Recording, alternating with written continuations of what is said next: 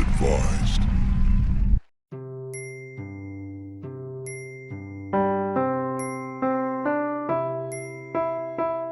I won't ever get to see him smile, laugh. I won't ever get to teach him nothing. I can't get that image out of my head the way I found her. I got 3 dead babies right here. The whole scene was weird, the way they were laid out in the room. I know how bad I wanted to go to the store. I wanted to go outside. I wanted to do this, I wanted to do that.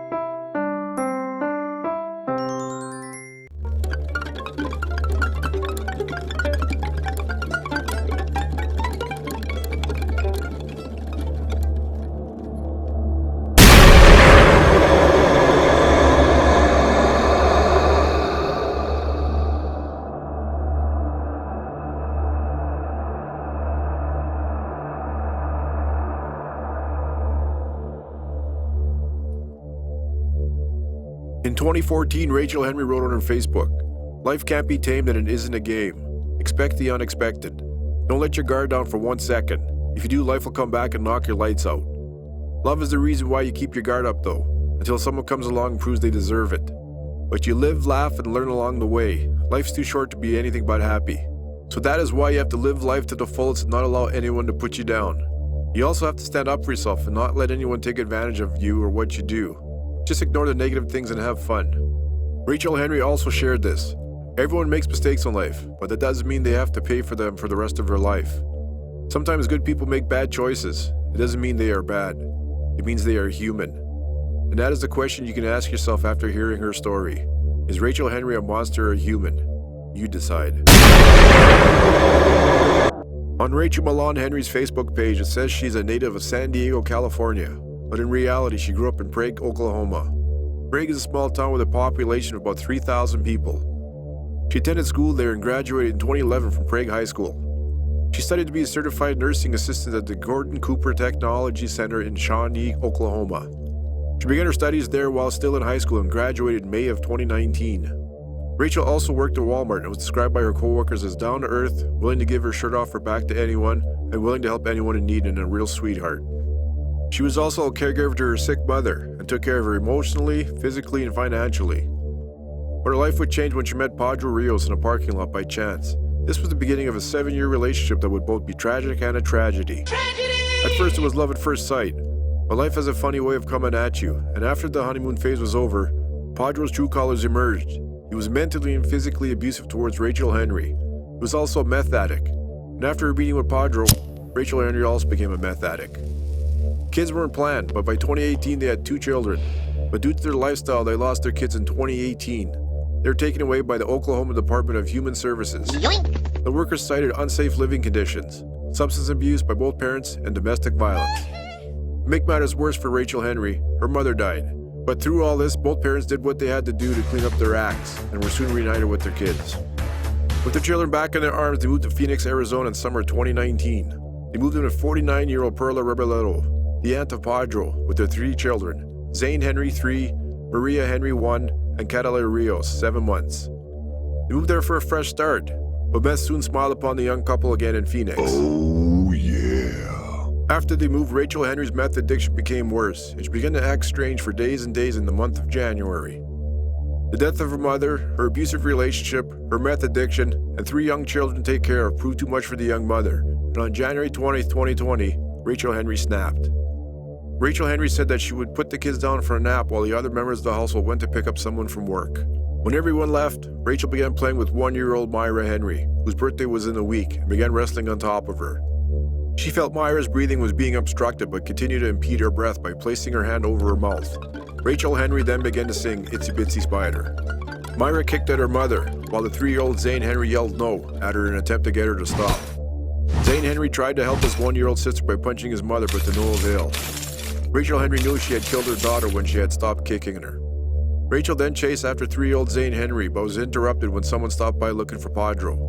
Padre's friend played with Zane, but a short while later, Rachel made an excuse to take him to the back bedroom, because he needed to change his underpants.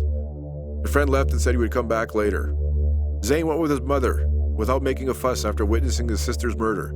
He was either terrified or still in shock, but he followed her into the bedroom. After she changed his underpants, she placed Zane Henry on the floor of the bedroom, straddled him with one of her legs, and placed her hand over his nose and mouth. Rachel began singing Itsy Bitsy Spider to Zane Henry as he scratched her chest and pinched her. His muffled cries of mommy rang through the bedroom. Rachel used her weight on top of him and she kept at it for minutes and minutes to smother him until he died. She then placed 1-year-old Miraya and 3-year-old Zane on the couch and placed them like they were sleeping and covered them with a blankie. At 3 p.m., everyone returned home. Henry was holding her 7-month-old daughter, Catalaya, walking around the house. Everyone seen the kids sleeping on the couch in the living room and kept the noise down. Rachel said it was nap time for her baby girl. She fed Catalaya a bottle in her bedroom until she fell asleep. Rachel then started singing the Itsy Bitsy Spider song and she placed her hand over her face and impeded her breath. Rachel sang to Catalaya until she became unconscious and died. Rachel then came out and placed the baby with the other 2 on the couch. Eventually, Padre and his Aunt Pearl checked on the 3 children sleeping on the couch, and to their horror, they noticed the baby wasn't breathing. Then they realized all the kids weren't breathing. They'd been laying on the couch for hours, dead, while everyone was in the house. Aunt Pearl urged Rachel Henry to call 911. Rachel Henry just stared at the phone and did nothing. She just stared at the wall. So she had to make the call herself, and at 7:20 p.m. she dialed 911. What's your emergency? Officers and first responders who responded to the 911 call arrived at the home at 24th Street and Southern in Phoenix and found the kids just inside the front door in the living room area. They attempted CPR when they arrived, but it was too late. The children were pronounced dead at the scene. All the adults were brought in for questioning, and Rachel Henry confessed. She was booked into jail on 3 counts of first-degree murder. In her first court appearance, she learned her bond had been set at $3 million. The judge told her she would need to post 10% of the bond in collateral. She asked the judge, "I'm not getting released?" Henry then sighed deeply and quietly and asked for access to a bail bondsman. She was then told by the judge a phone and necessary phone numbers would be given to her at the jail.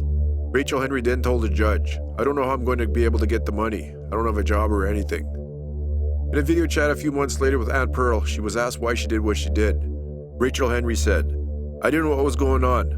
I told you I felt like I was losing my mind because I didn't understand why everyone was acting the way they were. I didn't. I was on drugs. I was freaking out and I didn't know what to do. I know I was scared." Over the course of the 6-minute call, Rachel claimed she was going crazy and that no one would listen to her. "This is the point I kept telling you. I felt like I was losing my mind. I didn't know what was going on. I tried to talk to someone. They said I was stupid and scared, and I didn't know what I was talking about."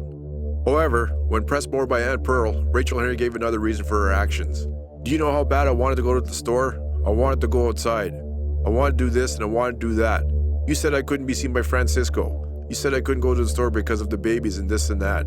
I was trapped in the house. It felt like I was going crazy." Was Rachel Henry suffering from a mental illness? Was she suffering from postpartum depression?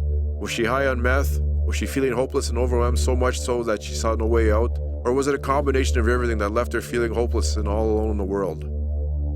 Rachel Henry has pleaded not guilty to murdering her 3 children. Prosecutors are seeking the death penalty. Her trial is set to begin on September 30th, 2021. And again I ask, is Rachel Henry human or a monster?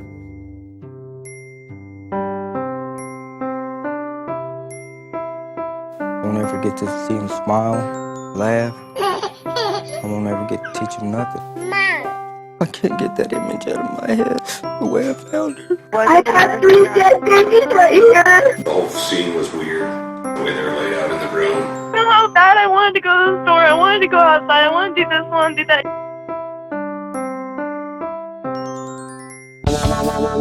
Welcome to my channel. This is Mr. Scary. Hope you enjoy the